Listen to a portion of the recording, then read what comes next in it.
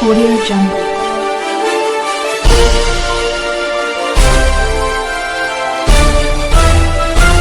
Audio Jungle. Audio Jungle. आता है। जैसा कि आपको मालूम है, आज हमारे देश के मसीहा डॉक्टर भीमराव जी अंबेडकर की 131वीं जयंती मना रहे हैं।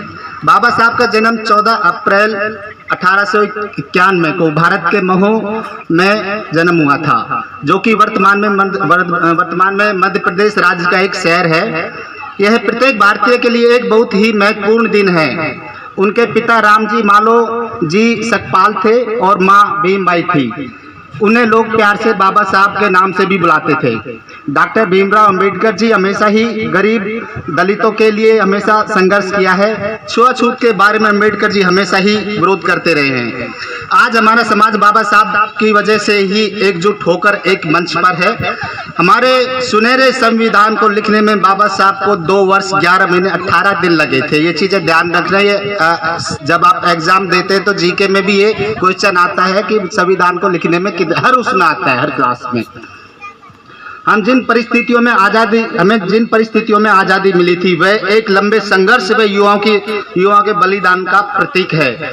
आज़ादी मिलने के बाद हम एक ऐसे संविधान की जरूरत हुई जो सभी वर्गों, दलितों, अल्पसंख्यकों व महिलाओं के कल्याण अधिकारों की रक्षा कर सके, जिसकी जिम्मेवारी बाबा साहब ने बखूबी निभाई तथा विश्व के सबसे बड़े लोकतांत्रिक देश भारत का संविधान बनाया गया तथा हमारी संविधान के संरक्षण के कारण अपने जीवन स्तर में सुधार कर पाए हैं और हम अपने मौलिक अधिकारों की रक्षा कर पा रहे हैं।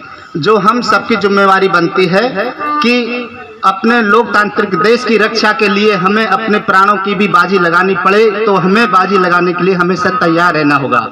अब मैं ज़्यादा समय ना लेते हुए चंद शब्दों में बाबा साहब के परिवार के बारे में कहना चाहूँगा। जिस दिन बाबा साहब के बेटे की मृत्यु हो गई थी, उस दिन बाबा साहब को प्रथम गोल मेज सम्मेलन के लिए लंदन जाना था। बाबा अपना सूटकेस लिए और जाने के लिए तैयार खड़े थे गेट पे, तो तभी उनका बड़ा भाई भाग करके आया, ए भीम कहाँ जा रहा है? बोला मैं गोलमेज सम्मेलन में जा रहा हूँ। बोले तुझे पता नहीं है बेटे का जो आकस्मिक निधन हो गया है? बाबा साहब उस समय ये सुन करके शून्य काल में चले गए। सोचने समझने की शक्ति उनकी क्षीण हो गई थी, लेकिन कुछ ही पलों में उन्होंने अपने आप को संभाला और अपने हृदय को बड़ा ही कठोर किया। उन्होंने अपने भाई से कहा, भाई मेरे एक बेटा चला गया कोई बात नहीं, लेकिन मेरे एक बेटे की वजह से मेरे करोड़ों बेटे ना चले जाए, तो मुझे गोलमेज सम्मेलन में लंदन जाना ही होगा। और ये कह करके बाबा अपने